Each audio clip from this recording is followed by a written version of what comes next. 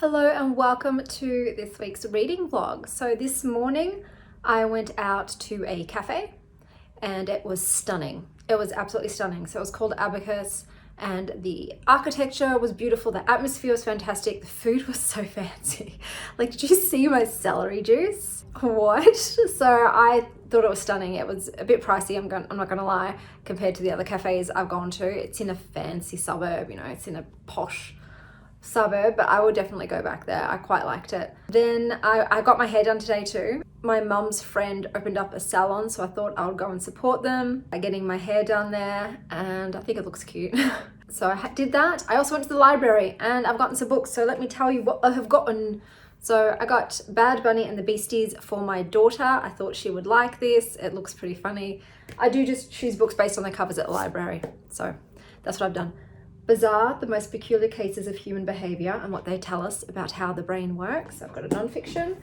Then I've got A Certain Hunger. I have no idea what any of these books are about. This one I do know what it's about. It's the latest instalment of The Bad Guys and it's for my daughter. So this is the latest one. We're reading everyone in the series. I have A Field Guide to Getting Lost. And last but not least, Red Queen by Juan Gómez-Jurado. I don't know what this is about, but I think I've seen this on booktube. The title and the red chick's face was familiar. So I think this is one I might have heard about, but we'll see. It's a thriller, so you know how I am with those. Either I like it or I don't. So we'll see how we go. But those are the books that I have picked up. I'm also reading this Stacy Reid book. Look. So far, it started off really weird. Basically, you've got a lady who breaks into this guy's house. I don't know if he's a duke or an earl, something of that vein, with her gun and holds him ransom to preserve her honor because his brother was wooing her and then she's just found out that he's married somebody else. So she demands satisfaction. And it's so weird. It is so random. It's a bit over the top. It's very over the top, and this guy is an absolute cad and a rake, and he likes her fire, I guess, and he's like, well, you can marry me. She's like, what? He's like, yeah, that's what I'm offering you, marry me or nothing. And she's like, all right, fine. And so they get married the next day, and that's where I'm at. They're married the next day, and he's thinking real dirty thoughts about her, so I don't think this is going to be a slow burn. We'll see. Stacy Reid's, storylines are quite broad, but like I said, because I've had 2 5-stars from her before, I'm willing to roll the dice with her other stories. But I don't know about this one. It's started off real odd and full on and bizarro, but we'll see. Maybe I'll fall in love with it, who knows. But besides that, I'll probably be reading my library books because I like to read them and get them back to the library ASAP so the next person can grab them. I think that's all of the updates for today, and I'll touch base with you when I've read something.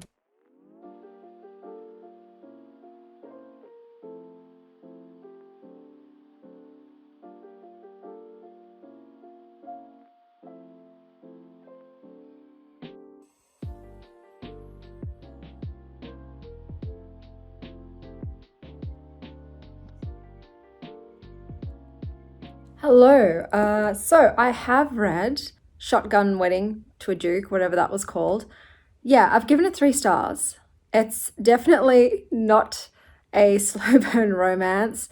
These guys meet, marry on the same day, and then bang, that night. So it got into it straight away. I wouldn't also call their relationship healthy.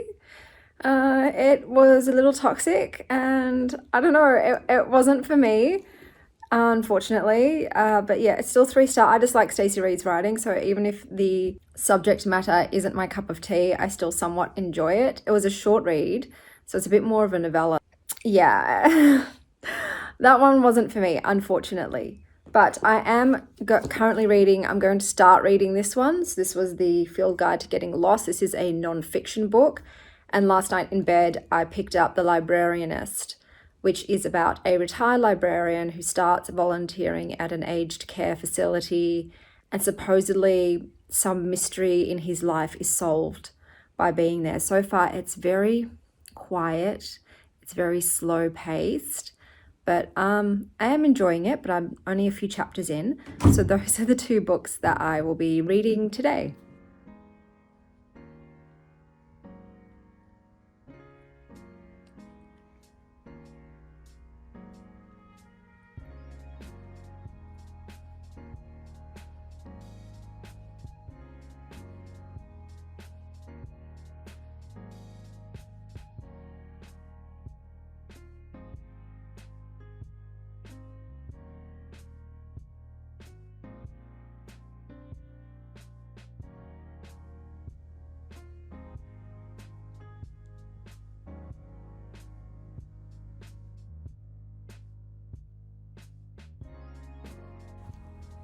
Hi guys, let me update you on some more books that I have read. So I'm going to start with the one I read for kiddo.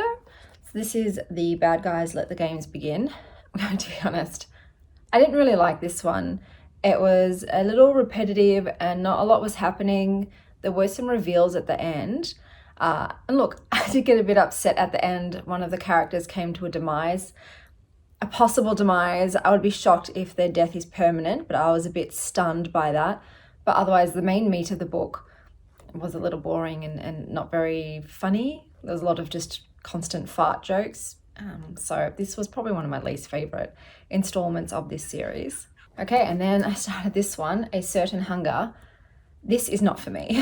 So the first chapter, you've got like 2 or 3 pages of the main character just talking about an alcoholic drink, which I couldn't care less about. She's quite crude and vulgar. She ends up picking up a Russian guy at a bar and having sex with him. There were a lot of references to his long, narrow, straight dick over and over again. And then she murders him violently. So the scene of his murder, this is someone that didn't do anything bad to her, was an actual like occasional lover of hers, and she just decides to kill him. It really made me feel sick. So I didn't find her funny. I didn't find her captivating in any way. Basically, she's just a psychopath who kills because she enjoys it. So yeah, that scene just left me feeling really yuck. And I'm like, this is not the book for me. This isn't for me. And then I picked up Red Queen. So this is also a thriller. It's translated. And my main gripe with this one was the writing. And I can't really say that because it's translated. So just for me, the dialogue felt really stilted and awkward and not natural. And the pacing was off. The characters, you've got a woman who seems to be some sort of savant in dissecting crime scenes and getting into killers' heads or something special about her. Don't know what it is yet. She's paired up with a disgraced gay cop who was in trouble for framing a pimp who was beating up his hose. I didn't care about any of the characters. Like I said, I couldn't connect to the book, and it's because of the writing, and I just feel like it's because of the translation. They were sort of casing a murder scene and going into detail about like the victim and the blood, and I can't do it. I can't do contemporary murder if it's described in detail or if it's in the point of view of the killer. It's just not for me. I need sort of more psychological thrillers or mysteries that, might have murder, but it's not graphic and it's not sickening. So unfortunately, I also had to DNF this one, although I do like the cover. It was very eye-catching, but yeah, I had to DNF that one as well. So I forgot to mention, I also read Frog's Little Guide to Self-Care, and it was lovely. So the illustrations were beautiful. I particularly liked when little Froggy wore their thigh-high boots. I thought that was adorbs. The messages are very uplifting and positive, and there's lots of little tips sprinkled throughout on how to take care of yourself when you were struggling. But it was a lovely, quick little read. But I did read more of The Librarianist, and I'm really enjoying it. So I thought this was just going to be a very cozy, quiet slice of life book about a retired librarian volunteering at an aged care facility. But on page 60, a bomb was dropped, son, and I was like, ooh. I was very shocked and stunned, and I'm like, okay, maybe this isn't going to be so simple slice of life. I was really enjoying it. So we're sort of going back and forth in time of his life, back to his past, to his present. The last chapter I read was about his sort of days working as a librarian. And as you know, I used to work in library. I ended up having a dream last night that I was back at work, and it was very bittersweet for me because it's something I really enjoyed working in a library. That's something I love. But because of my children's school schedules and like our custody schedules, I do have like 80% custody of my kids. And then my worsening chronic health conditions, I just could no longer do it. I need the flexibility of working from home. And it was very upsetting for me to have to leave that job because, like I said, I really enjoyed it. But I just couldn't manage to get enough work between, like I said, working with my kids' schedule because I have to pick them up and from school, and take care of them. And also some days my health just didn't allow me to work, or I would go to work and then I would end up having flare-ups and then have to take days and days off work to recover. So it's very frustrating. It's very annoying when your body kind of holds you to ransom and you can't do the things you want to do. And it's like, why? How can everybody else do this job and they're fine, and then I do it and I get ill from doing it? So it's the dream I had. I was back at work, and in the dream I was like, oh, I remembered why I had to leave. This is too exhausting for me and I can't cope. Yeah, it was that. So that was kind of sad, because then I woke up and I was sad again. I'm like, yeah, I can't do the job that I want to do, but it's okay. At least I can work from home. I'm very lucky that I am able to provide for myself, like work for myself, because I know a lot of people with the same conditions as me and the same circumstances as me maybe are not able to, and then have to pretty much destroy themselves by having to go to work. So I'm very thankful. I just miss my days of working in the library. But I do get to go and see my old workmates every single week when I go in and pick up my books. So that is nice. I get to have a catch up and see what everyone's been up to. I'm actually going to be going this month to the book club. So the library that I used to work at, it's multiple libraries and you just work at all of them. Multiple of the locations have book clubs. So I picked one which has a book that was actually on my TBR to try out, and I'm actually going to go and see what it's like. I actually never went, I was never in charge of holding the book clubs, so therefore I just never went to them. But I'm going to go as a civilian and say hello to everyone and see what it's like to go to an in-person book club. And I can't film that because I don't want to film other people without their permission, but I'll let you know what it was like. But that's later in the month, so I'm going to try and make sure I read that book right before I go, so it's fresh in here. But yeah, The Librarianist, I'm actually really enjoying it. I like the writing style, even though the character is quite introverted and quiet and likes a simple life. I'm just really resonating with it. I do feel like sometimes with books, a lot of it is about being in the right mind frame and the right space at that time, you know? I also finished this book. This was, it's so hard to describe. It's a very meandering, pondering, wandering book about subjects like place, getting lost, history, culture, and it's sort of just the author's, I don't want to say ramblings, but poetical musings, I guess, about these things in life, with those tones and themes as the overall threads binding it all together. There were parts in this that were stunning and beautiful. I particularly liked the chapter about the color blue, in how it is in nature and in artwork, and they were talking about cyanotype and photography, and it was just really lovely. But then there were a lot of parts of this that were a little dull and I lost interest in. So there were pearls amongst the sand. So I can't rate this book, because giving it, you'd say, well, give it a 3 stars. If there's parts that didn't do anything for you and then parts you loved, go in the middle. But the 3 stars is like a slap in the face to the beautiful parts of this. Giving it higher than a 3 is like, well, there were a lot of bits in this that were tedious, but I don't know. It was just, you have to be in the right mood, I think, for this one. And the day that I read this, it was a very blistery, cold, overcast, windy day, and I was in a very melancholic, languid sort of mood. So therefore this languorous read of this author's, just like I said, musings about nature and relationships and wilderness and isolation and connectedness and all of these sorts of things hit at the right time. So I did enjoy my read of this one, and sort of like of this book as well. So those are the books that I have read so far.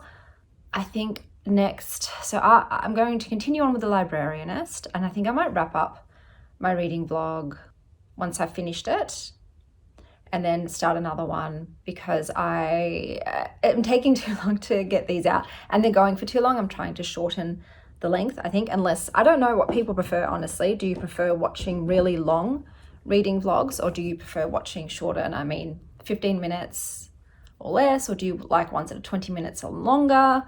Let me know, because I'm not sure what people actually prefer. But I thought maybe, shorter ones mean I upload more often than once a week. But yeah, I'm just playing around. I'm not quite sure what my preferred method is, but I thought, yeah, I might wrap it up today, because I do think I'll finish The Librarianist, and then I will start fresh again with some more books. Hello, so I have finished The Librarianist. And here are my thoughts. So with this book, it's split up into 3 times. When you have current day Bob, who is in his 70s and at the retirement home. Then you have Bob back when he was a librarian and a newlywed, and then Bob when he was an 11-year-old runaway. So for me, I absolutely loved current day and library day time periods, love them. Cared nothing for the 11-year-old runaway section of the book. It really dragged for me. It was a slog to get through, and because of those chapters, I've had to drag the rating down to a 3.75. It probably would have been a 4.25. But I really did not like those chapters. They were boring as hell to me. So overall, I really enjoyed this book. Now, if you recall, I said that very early on, some information is revealed. That's quite shocking. Does anything happen with this information? Kinda, yeah, but not in the way that would have been satisfying for me. Bob responds to that sort of revelation in the way that Bob would. Let's just say that. So the ending to me was a little, oh, come on, Bob. Is that really all you're going to do? But that's Bob. So I think some people probably wouldn't like Bob that much with his introspectiveness, and he seems to be a little neurospicy to me, but I like Bob. And look, I get the ending too is a very typical sort of slice of life, in that things aren't always wrapped up neatly, or things aren't always happily ever after, and sometimes things end that way. And so I appreciated that, but at the same respect, I was kind of hoping for a different ending, but didn't get it. That being said, I enjoyed it. It was very sweet. There were some really touching scenes and moments. I absolutely adored all of the bits to do with being a librarian. I resonated with those, and I enjoyed my time with it. It was very sweet. So this week, there weren't many standouts, obviously, and I think that's to do with the fact that most of the books that I read this week were just books I hauled from the library based on what had recently come in. So I didn't know what they were about, and obviously 2 of them being thrillers that were Eequay, were DNFs. This next week, I think I might focus more on books that are already on my TBR and read those, so I can get hopefully some guaranteed higher ratings. That was all of the books that I read this week, and I will see you next time.